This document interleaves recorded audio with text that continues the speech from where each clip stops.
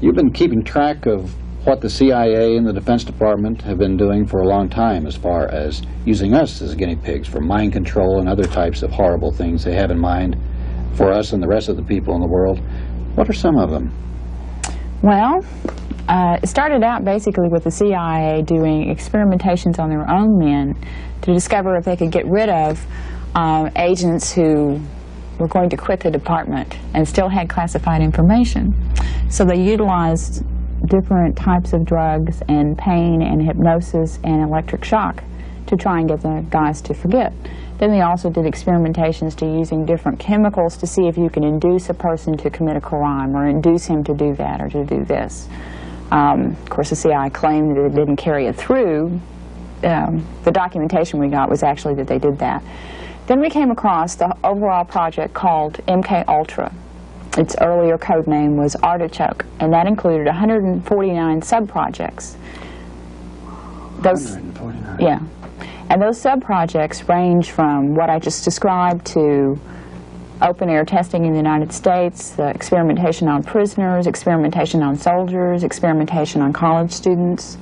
Would these people know they were being experimented on and gave their approval? No, except for the quote-unquote voluntary Army soldiers. Oh, yeah. And the way the voluntary Army program worked is it started in 1959, and the guys were just told that they would be doing experimentation on new weapons, right? And then they'd get to Fort Detrick, Maryland, where the experimentation was done, and find out that they were going to be doing it on drugs and chemicals. But they were never told what they would be experimented on. You know, they just knew that they went crazy for a couple of days or so forth and so on, and then years later have similar things to the guys who had Agent Orange, because there's one chemical that was used called BZ, and it's 100 times stronger than LSD. It's a very gross drug that causes a person to totally go out of his head for at least 12 hours, sometimes up to 2 to 3 weeks, where he doesn't even know where he is or who he is. Are there residual effects to BZ? Yes. Now, the Army at first said that they'd done testing to discover it, and they said there weren't any residual results. It's harmless. It's harmless. They always say that. Right. And we did a campaign to find the soldiers who had been experimented on, and we found approximately 40 in the U.S., all of which have been experiencing extreme emotional and physical upset since that time, you know, with children with birth defects, the same sort of thing as Agent Orange. But the Army, as part of the CIA's experimentations, wanted to simulate chemical biological warfare attacks and to see what effect it would have on different Americans, how far it could go in, and so forth, and also test to see how they could use it on other countries. The different kinds of things that they did without the citizens' permission anytime on any of these tests was... Or even knowing about it. Oh, no. Right. Of course not. You know, they didn't even say they were going to do a test, you know. They experimented with the use of mosquitoes, where they just let tons of mosquitoes go in South Carolina. And just to test how far the mosquitoes would go, because they had the idea that maybe if they used a particular strain of mosquitoes in, say, Soviet Russia, then those guys aren't immune to yellow fever, because they don't have yellow fever there. Then Russia could be infected with an epidemic of yellow fever.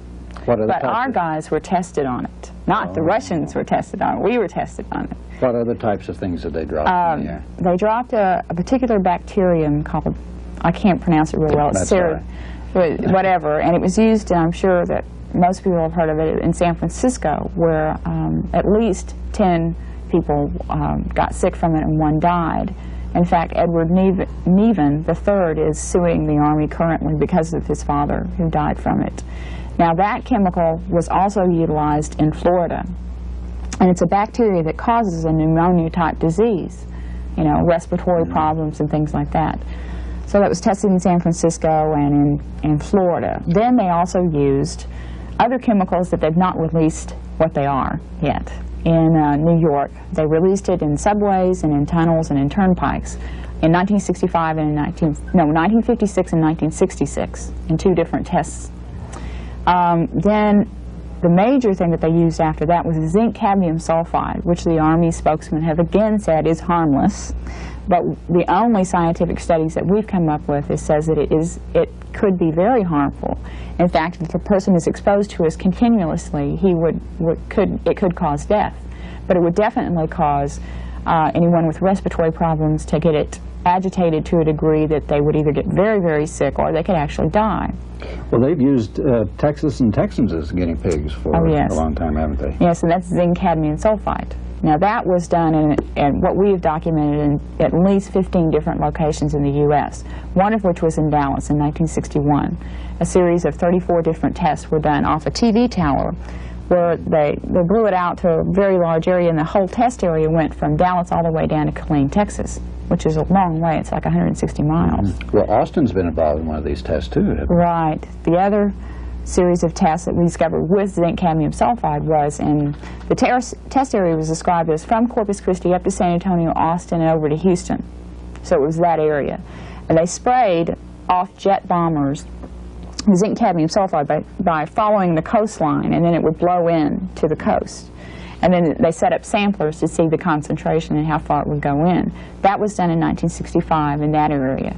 Then a year later, they did a similar type test, but this time the simulant used was 23 tons of glass beads and cork particles. Glass beads and cork particles, and we inhale these? Yeah. Yeah. Now, those wouldn't be as dangerous as zinc cadmium sulfide, but I don't think I'd want to breathe 23 tons of glass beads. No. So, and again, the thing is, now with these tests, we are currently trying to get Texas senators at least. We've given a submission to Senator Tower and Benson and Pickle to ask them to please put a ban on any chemical biological warfare testing without anyone's permission, so that if a city wants to, be utilized as a guinea pig, then they have the ability to say whether they want it or not. I mean, it's just not okay for Dallas to get sprayed and everyone in the city get that effect without their permission, and so we are trying currently to get a ban on this. What about the certain types of testing of strictly racial or ethnic nature? Well, we discovered that actually what they phrased it as is ethnic weapons. Now, in the United States, we've been able to document that Negro men were experimented on with LSD and other hallucinogenics who were either mental patients or prisoners. And the attempt with that is to discover how different ethnic groups or races would not be as immune to something as someone else. Like as with Soviet Russia, they don't have yellow fever. So those guys hadn't built up an immunity to yellow fever yet. So if you used a particular chemical in that area, then say Russians may not have that immunity and might get an epidemic that's real quick and then disable the country immediately. That reminds me back in the old days, the good old days, when the Army and all used to give the smallpox infected blankets to the Indians. Right. We haven't really changed much, have we? Except we've gone on a mass-produced basis and have the ability to spread it throughout the whole world. Well, the irresponsibility with it is what is the terrible thing, because the Army apparently felt like some of the guys are good guys, and they really probably felt that we need to do chemical biological warfare tests to make sure we don't get attacked on this. I mean, what if Russia came over here and did a chemical, sprayed a chemical in the United States? What would happen? But who was responsible for telling the Army that that chemical was safe? I mean, that has never been in any of the documentation. Who was responsible for saying that BZ, which is an extremely dangerous drug, could be used on our soldiers? Who said it was okay to use Agent Orange and that it was harmless? Those guys cannot be found. They're not in the documentation. You can find out about all the tests, and then, of course, you go to the Army because the Army conducted the test. But who in the Army said it was okay? And that's what I think is the thing that must be found out, because those individuals, I think, should be prosecuted. It was a criminal. It was a criminal thing. It shouldn't have been done.